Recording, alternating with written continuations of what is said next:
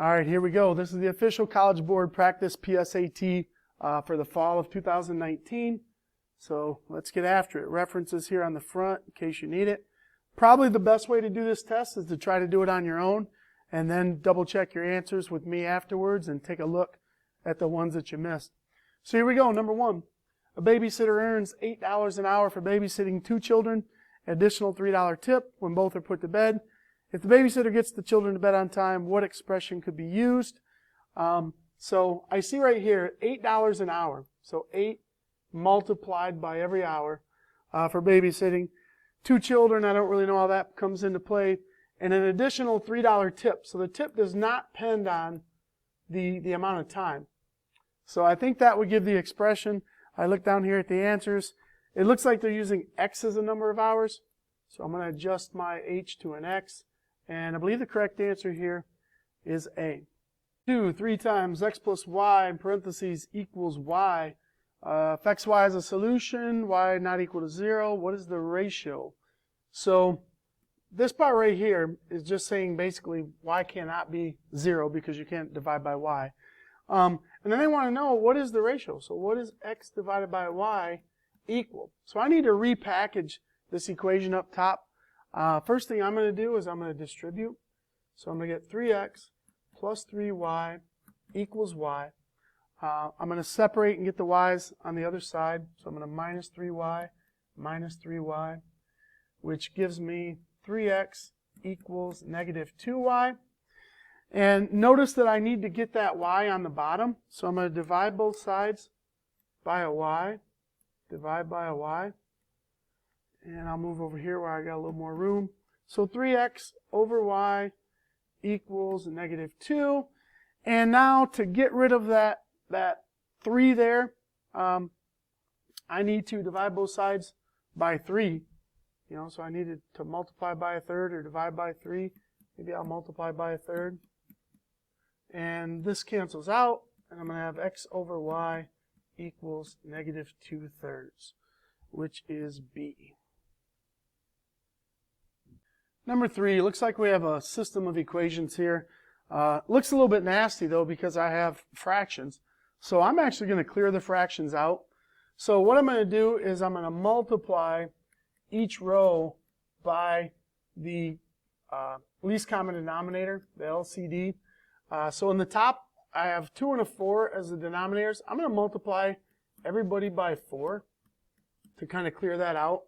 And on the bottom, since they're both 8, I'm going to times every single term by 8. Basically, I'm distributing those through. So on the top, 4 times 1/2 is going to be 2x minus, I have 4 times 1/4, which is 1y. You don't have to do the 1 in there. 4 times 10 is 40. Sometimes I like to. On the bottom here, I have 8 times 1/8, which is just 1x. I have 8 times 1/8 y, which is minus 1y, equals, and then 8 times 19, 80, and 72, that's 152. Okay, now, normally when I'm doing system of equations, I like to eliminate, and I'm trying to get my coefficients to match up. I notice right here in this column, my y column, I have minus 1y and minus 1y. So I can eliminate the y's by using subtraction. So I'm just going to subtract everybody. 2x minus 1x is 1x. A negative 1y, take away another negative 1. Well, that ends up being 0, so my y's just disappeared. And 40 take away 152 is going to be negative 112. So I have the x part. So let's check the ordered pairs right there. So this guy is the one that works. Now, if I really wanted to, although I'm not going to waste the time, I could plug this negative 112 back into any of the original equations and verify that I do get negative 264. Fucker. Number 4, we got a geometry problem here. I do see that it says figure not drawn to scale, so I got to be kind of careful here. So let's jump into it. Triangle ABC above is isosceles. Isosceles means you have 2 equal sides. So it says AB equals AC. So AB equals AC. And another byproduct of that is that the angles, the base angles, are also equal. So angle B equals angle C. And BC is 48. So this entire length of the bottom down here has a length of 48, the base. All right, well, one thing I noticed right away is because we have right angles and because we have the corner angles equal B and C, the third angles have to match up. So basically I have two similar triangles. So I can set up proportional sides, like little sides to big sides. And it says right here, I have the actual scale factor or the size. It says that DE to DF is 5/7. So I know that DE over DF is 5/7.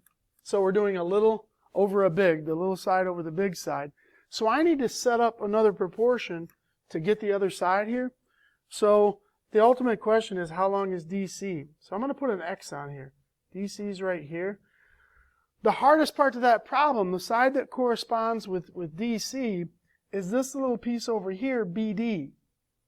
Okay?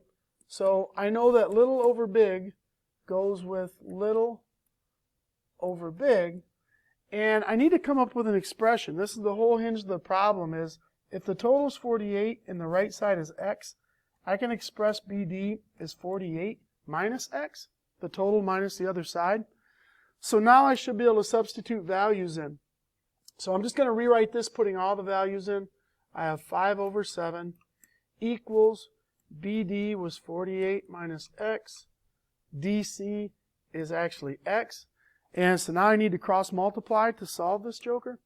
So I'm going to go 5x equals, and I got to be careful cross multiplying here because that 7's got to go to both pieces. Equals, what's that? 280 and 56 is 336. Take away 7x. And I'm going to add the 7x to both sides. So add 7x, add 7x. And I get 12x equals 336, and divide both sides by 12, and I get x goes in there 28. The correct answer there is D. Number 5, in a certain game, a player can solve easy or hard puzzles. You get 30 points for an easy, 60 points for a hard. Tina solved a total of 50 puzzles, earning 1950. How many hard puzzles? So this looks like a system of equations because I have two different things going on. I have the total puzzles and I have points. So let's try to come up with some equations. I'm going to call the easy equations E and the hard equations H. So let's get my setup here. I get 30 points times every, or actually that's not hard. I get 30 points for every easy. Plus, I get 60 for every hard. And she receives a total of 1950 points. So, even though it's not written in that order, I see that I have a points equation on that line. Now, the next line just deals with the number of puzzles. So, it says that she solved a total of 50. So, I don't know how many of each, but I know the easy questions plus the hard ones came out to be 50. So you have points for puzzles on one line, numbers of puzzles on the other line, and now we just got to somehow solve these. There's a couple different methods you could do. I kind of like elimination. So I'm going to multiply this bottom row, and a faster way to do it here is, since I need hard puzzles, I'm not going to eliminate H's, I'm going to eliminate E's. So I'm going to multiply everything by 30. So I'm going to have 30 E's, I'm going to have 30 H's, and then when I do 30 times 50, I'm going to end up with 1,500 here. So I just kind of multiplied that whole equation. And now, to make the E's disappear, since they're both 30, I'm going to subtract. 30 minus 30 makes them go away. 60 minus 30 gives me 30 H's. And then 1950 minus 1,500 is 450. Then I divide both sides by 30, and I find out that H is 15. So they solve 15 hard puzzles. Now, if they were to want the other one, I could just plug it back in, since I knew that there was a total of 50, and there were 15 hards. then that means there were 35 easies. So just be careful that you're not solving the wrong one. Number 6, quadratic here, 2x squared plus 7x minus 15 equals 0. If R and S are two solutions for the equation above, because since you see there's an x squared, you know there's going to be two solutions to this. Maybe x equals 5 and x equals 7. R is bigger than S, so you have a bigger and a smaller. And then finally, you got to figure out what is the value of R minus S. It's just worded kind of weird. What they're trying to do is allow you to not be able to plug answers back in. So normally when I solve a quadratic, the very first thing I always try is I'm going to try to factor it. So I'm going to try to find two binomials that can multiply together to make that thing up above. Well, the only way to get the first term, 2x squared, is 2x times x. I don't know if you've ever heard of FOIL or double distribution, but that's what this is. Now my back numbers, I need to find two numbers back here that times together to make negative 15. But when I do my inside and outside, I get positive 7. And I think if I put a minus 3 here or a plus 5 here, that'll do the trick, because I now end up with negative 15 at the back. And then this minus 3x and this plus 10x will come out to be the positive 7. That's kind of the tricky part. Factoring, these ones are a little harder if the number here in front is greater than 1. But now I can use what's called the zero product property. I have something times something equals 0. So either you're 0 or you're 0. One of you two have to be 0. That's the only way that this can happen. So I just solve both of these. 2x equals 3. Divide both sides by 2. And I get x equals 3 halves. This one I'm going to minus 5 from both sides. And I get x equals negative 5. Now, I call them x. They're calling them R and S because they're like, hey, R and S are the solution. So I'm like, okay, whatever. But R is the bigger number. So since 3 halves is bigger than negative 5, this is going to be my R. This is going to be my S. So when I do R take away S, I do 3 halves, take away a negative 5. And I'm going to really add those because minus and negative is add. And you can't use a calculator, so you do have to know that 5 is really just 10 halves. So now I can add 3 halves plus 10 halves to get 13 halves. Number 7, to cut a lawn, Alan charges a fee of $15 for the equipment and $8.50 per hour. So right there, $15 for the equipment, just a flat fee, $8.50 per hour. So there's multiplication going on there. And so I'm going to do it this way. So we're talking about Alan has $8.50 per hour and $15 fee. And then Taylor, this other cat Taylor, is doing $12 for equipment, so cheaper on the equipment, but charges more per hour, $9.25 per hour. And that's Taylor. And if X represents the number of hours cutting the lawn, what are the values of X where Taylor is greater than Alan? So I want Taylor to be greater than Alan. So I put the greater than that way. So let's just get after. We just solve this as if there was an equal sign. I'm going to get all my x's to one side, numbers to another. I always attack the smaller x's first. I just like making my variables positive. So that's just kind of my strategy. You don't have to do it that way. So I'm going to get 15 less than 75x plus 12. If time was an issue, I'd be doing 2 steps on 1 on that last one. I would have subtracted the 12 to both sides. Up here in this equation, like a lot of times I'll just do it like that so I don't have to rewrite it. But I'm trying to explain things here. So 3 is less than 0.75x. Divide by 0.75, divide by 0.75. You may recall that with these inequalities, sometimes you flip the sign. You only flip the sign if you multiply or divide by a negative, which I did not here. So in this case, I'm going to leave the sign alone. And it looks like x is greater than 4. So Taylor charges more money once you go over 4 hours. All right, number 8, n equals 456 minus 3t. The equation above uses a model relationship between the number of cups n hot chocolate sold. T is Fahrenheit. So let me just really quick bust this out. This is temp. These are cups. These can get kind of tricky just because if I look at the answers here, it says, what is the meaning of the 3 in the equation? You know, just thinking about a linear equation, 3 represents a rate of change. But I think an easier way to solve these is I just start making a little quick table. I'm going to go down here to the bottom, and I'm going to make the number of cups and the temperature, just so I can really clearly see what's going on. So if the temperature, you know, is at 0, then we sell 456 cups. All right. If the temperature is at 1, then we got to do 456 minus 3 times 1, which is 453. I'll just do one more here. If you put 2 in for T, then that's 6. So that puts us at 450.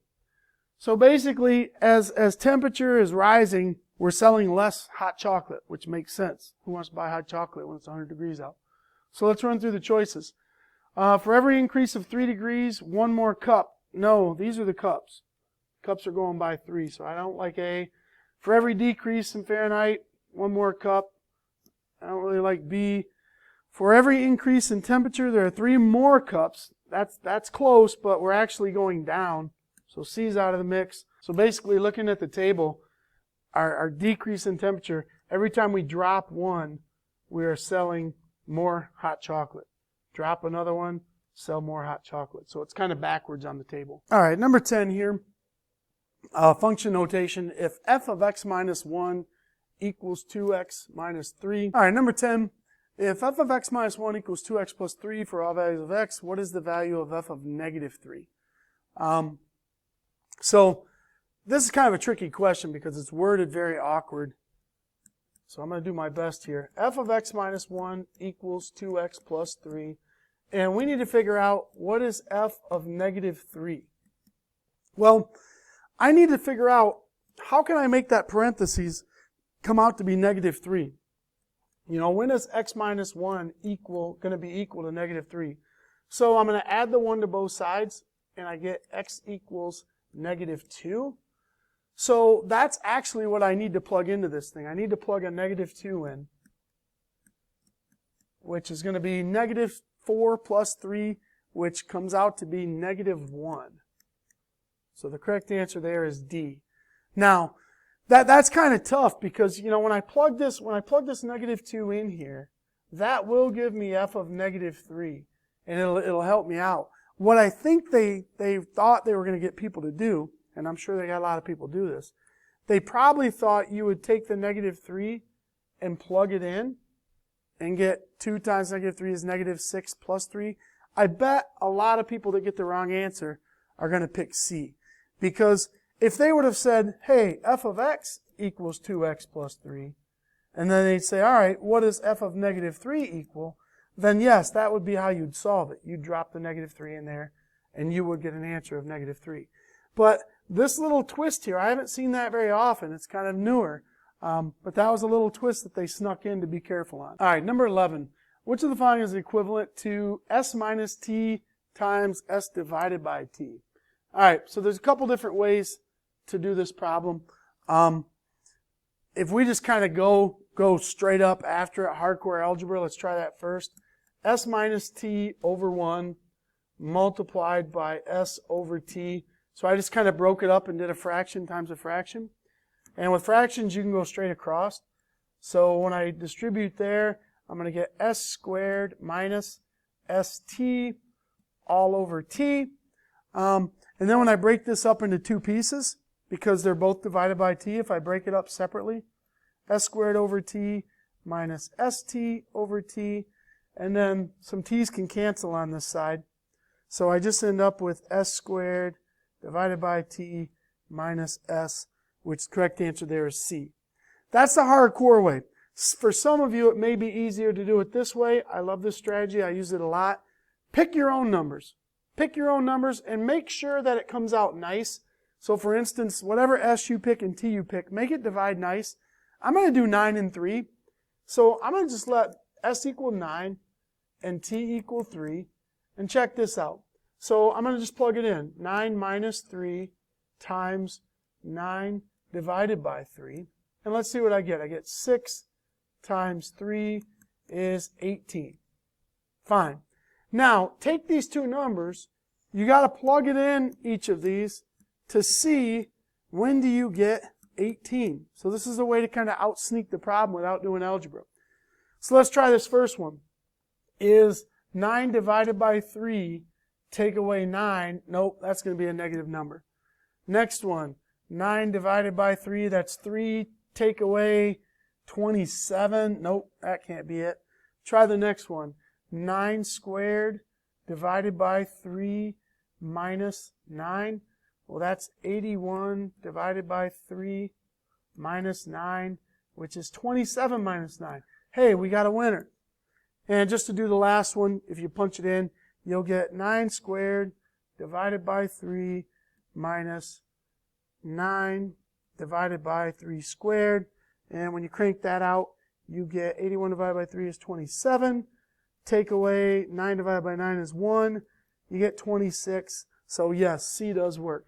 I think algebra is faster though. Number 12, P of x equals 3 times a bunch of crap in parentheses. I do see it's a quadratic because of that x squared. K is a constant, so a constant is just a number. This is the key part of the question. If the polynomial is divisible by x, what is the value of k? So divisible by x means I got to make sure that x can go into this thing. And the idea is, you know, x could go into this just fine. Okay, I could do long division. Just a quick refresher, x goes into 2x squared. 2x times x is 2x squared. 0, bring the x down. X goes into x1. And you'll get that. And you could verify and say, well, you know, x times 2x plus 1. And you could do it back out and say, yeah, it works. The problem is, if you have some sort of number over here, like plus 4, x can't go into 4. So you're going to have a remainder. So our big problem here is we do not want to have a constant. So let's first simplify all this mess and do a little bit of distributing. So I'm going to distribute that out. I'm going to get 3x squared plus 30x plus 15. And then I'm going to go minus 5x. And I'm going to go, be careful here, plus 5k. All right? And I'm going to combine some like terms. I see 30x and minus 5x. So let's combine those for a positive 25x. Then I just kind of have this plus 15 plus 5k here at the end. So if it's going to be divisible by x, everything is okay right here. But the problem is this cannot be a number. It's got to be 0. That's got to come out to equal 0. Otherwise, I'm going to have a remainder. So when can it equal 0? Well, let's just solve it. We minus 15 from both sides. I divide both sides by 5. And I find out when k is negative 3, x will be able to go into that polynomial, or that p of x is divisible by x. So that was the whole key. You can't have a constant if it's going to be divisible by x evenly. All right, number 13, in the xy plane, if a parabola, remember parabola looks like this. Parabola with the equation y equals ax squared plus bx plus c, a, b, and c are just numbers, passes through the point. This is huge. If you pass through a point, that means you are a solution, and that means that, you know, remember this is x and this is y. That means when you plug x equals negative 1 and y equals 1 in, it works. All right, it's a solution, it works. So which of the following must be true? I'm going to plug negative 1 in and y 1 in and see what happens. So y equals a times a negative 1 squared plus b times, I'm putting x in here, negative 1, plus c. Well, I get 1 equals negative 1 times itself is positive 1, so that's just 1a. I got a negative b, negative 1 times b, and then I got c. So that looks like it matches up with this one. A minus b plus c equals 1. All right, now we're moving into the free response here. Number 14. For what value of h is 24 equals h over 10 minus 6? So I want to isolate the h term. So I'm going to get rid of this minus 6 by adding 6 to both sides. And I get 30 equals something divided by 10. Might be able to do that in your head. Or you could just do the opposite and multiply 10 by both sides. And you get h equals 300. And if you wanted to, you could jam 300 in there and just verify that, yes, it does come out to be 24. All right, next one. What is the value of a if 2a plus 3 minus 4a minus 8 equals 7? The big thing here is when you're subtracting, you need to pretend that's a negative 1 and distribute. Really what happens is you just drop the parentheses and change the signs. But I get minus 4a, I get a plus 8 equals 7. Probably one of the biggest mistakes kids make is they don't do that as a plus, they do it as a minus. So let's keep going. Combine like terms, 2a's minus 4a's, that's negative 2a's. I have a plus 3 and a plus 8, which is going to be plus 11, equals 7. We minus the 11 to both sides. I get 2a equals negative 4. And then I divide both sides by negative 2. And I find out that a equals 2, which is what they were looking for.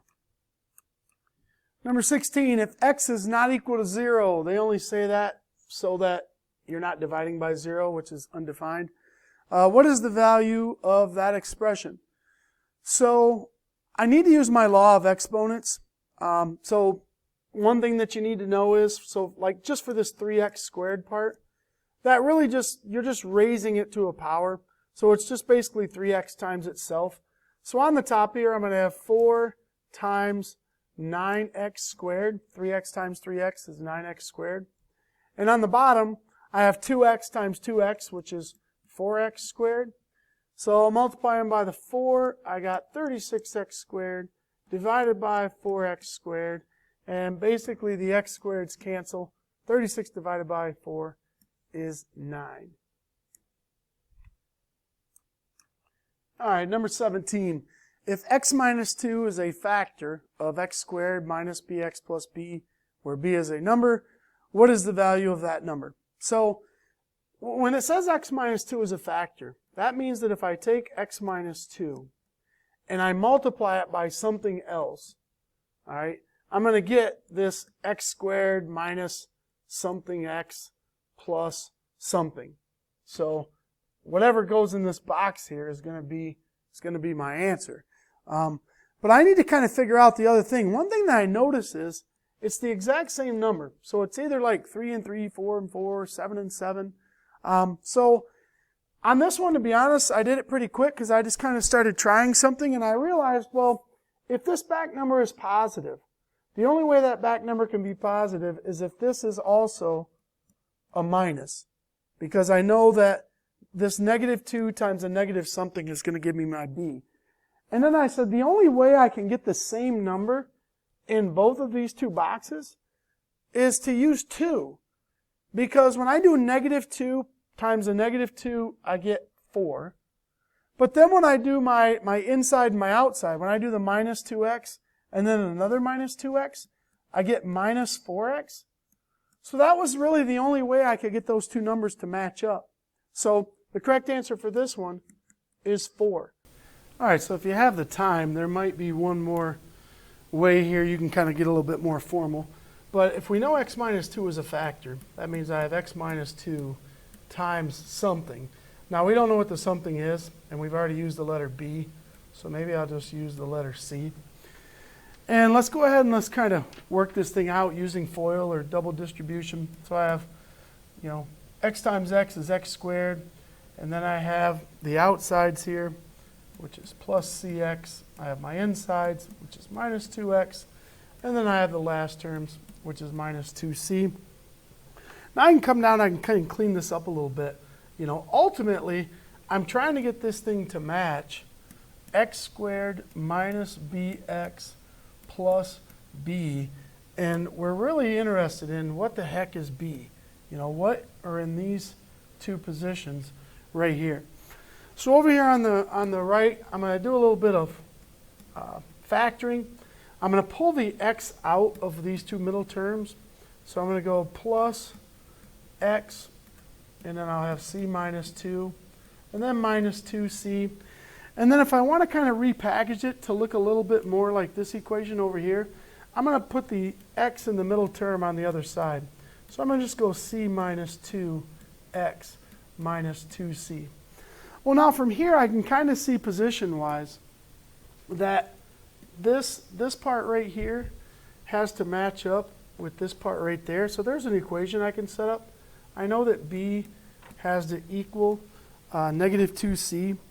And then I also know that this piece, I know that negative b has to equal all the stuff that's in front of the x. So it has to equal c minus 2. So basically I have a little system of equations. You can solve that multiple ways. I think I'm going to use substitution because I know what b equals. So I'm going to just kind of substitute that in right over here. And I'm going to have a negative 2c equals c minus 2. So that's 2c equals c minus 2. Subtract the c from both sides. And that should give me c equals negative 2. All right. So the number in here that we had should be, this c should actually be a negative 2. And so now to find out what the value of b is, I actually have to work this out. X minus 2. Now that I know that c was negative 2, when I multiply the last time the last, I'm going to get equals 4. So that's what the value of b is going to be. That's a tough problem.